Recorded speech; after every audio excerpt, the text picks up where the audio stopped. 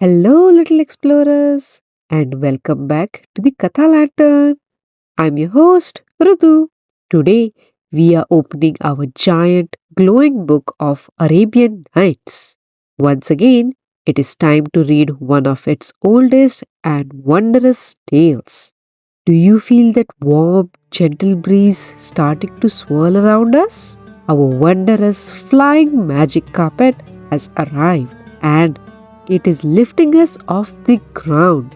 So find a comfy spot right in the middle because here we go.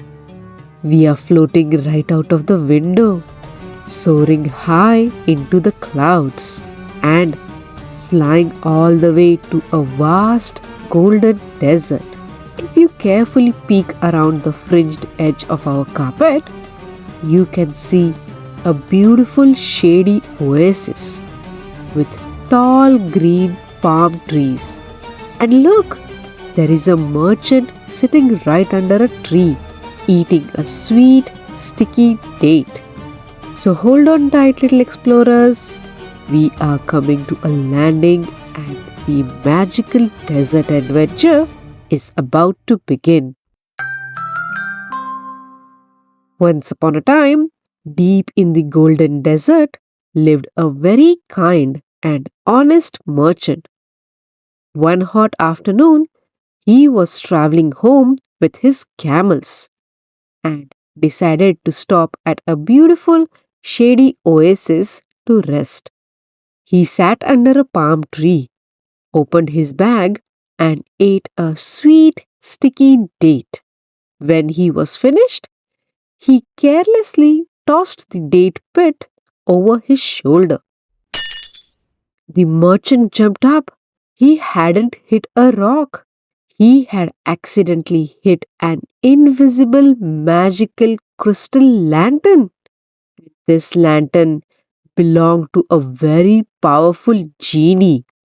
Suddenly, the ground shook. Purple smoke poured out of the sand, twisting and swirling high into the sky until it formed a giant, booming genie. The genie said, Who broke my lantern? It took me 1,000 years to fill it with stardust. The merchant trembled, but being an honest man, he stepped forward. He said, I am so sorry, mighty genie. I tossed my date pet and didn't see your invisible lantern. The genie cried out in a booming voice. You broke my magic. Now I must punish you. You have to become a tiny spirit and be trapped inside my brass lamp for 100 years to clean it. The merchant gasped. Please, genie, I have a family waiting for me. If you give me just 1 month to go home, say goodbye, and make sure that they are taken care of, I promise on my honor, I will return to this exact same spot. The genie looked closely at the merchant. Genie respects honesty above anything else. Very well. The genie rumbled. You have 1 month. Exactly 1 month later, the honest merchant returned to the lonely oasis, ready to face his punishment. The merchant closed his eyes, waited for the genie to trap him in the lamp forever. But suddenly, he heard footsteps in the sand. Out of the desert mist walked three mysterious men. The first was Tariq, the traveler, leading a beautiful gazelle that glowed with the golden light. The second was Zain, the star reader, holding a magical map that floated in the air. And the third mysterious person was Kareem, the clockmaker, holding a silver pocket watch that ticked louder than a heartbeat. When the genie arrived, Tariq the traveler stepped up right to the giant swirling genie.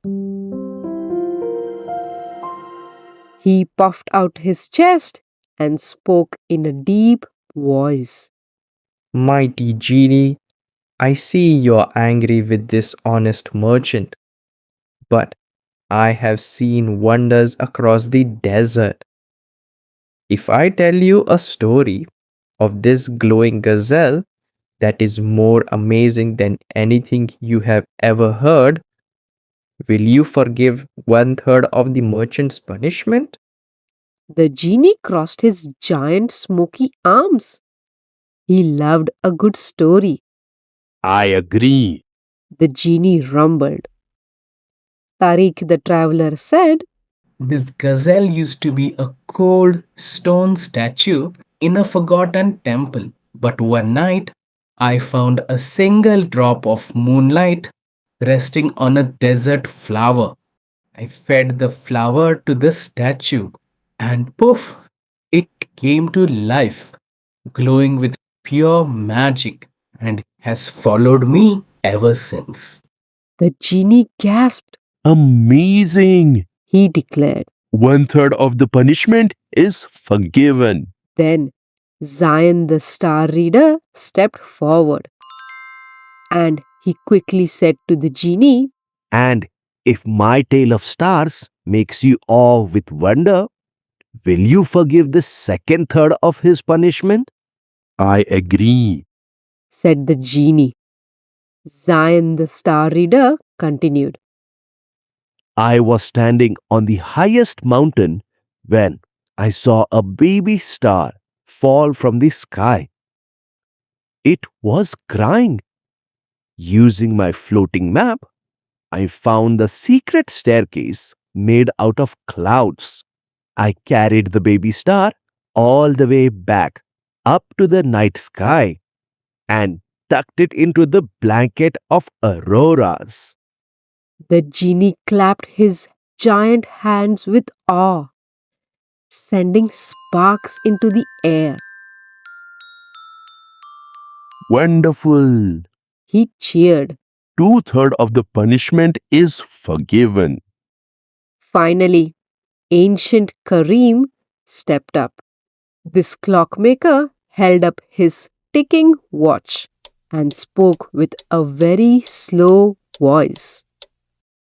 And if my story stops time itself, will you let this honest merchant go completely free? The genie leaned down, his eyes glowing like embers. I agree. Kareem the clockmaker started telling his story. A terrible sandstorm was about to crush a tiny, beautiful blue butterfly. I clicked my silver watch. The wind stopped. The sand froze in mid-air. I walked through the frozen storm, gently picked up the blue butterfly, and placed her safely in my pocket. I saved her life using time itself.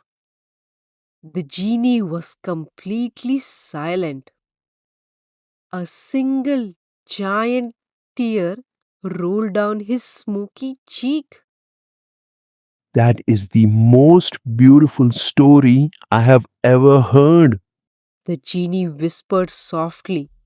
The genie turned to the merchant and he said, You are a man of your word, and these travelers have brought me through wonder. You are completely free. With a joyful laugh, a giant swirl of purple smoke, the genie vanished back into his lamp, leaving behind a shower of magical twinkling stardust.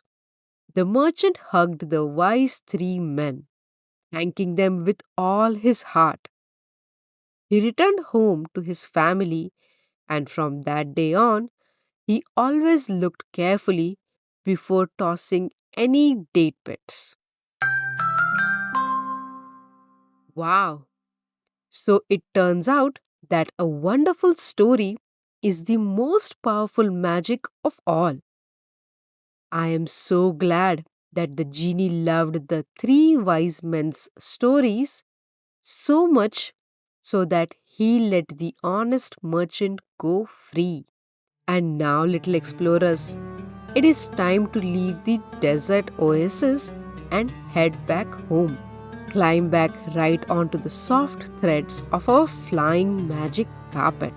Take a deep breath and let's wave a goodbye to the merchant and the giant purple genie.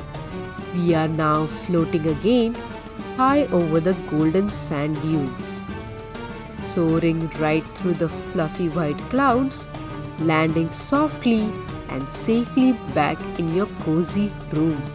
Alright, little explorers, it is time for today's Katha Canvas. Grab your crayons, your markers, or your paints. Today, we have a few super fun and easy things you can draw from our magical desert adventure. First, you can draw our giant, powerful genie. For this, you would just need a purple crayon to draw a big, giant purple circle with a big and happy smiley face right in the middle. Or you can draw the glowing baby star that Zin had rescued. Grab your brightest yellow crayon and draw a shiny star. Or if you love bugs, you can draw the Kareem's tiny beautiful blue butterfly.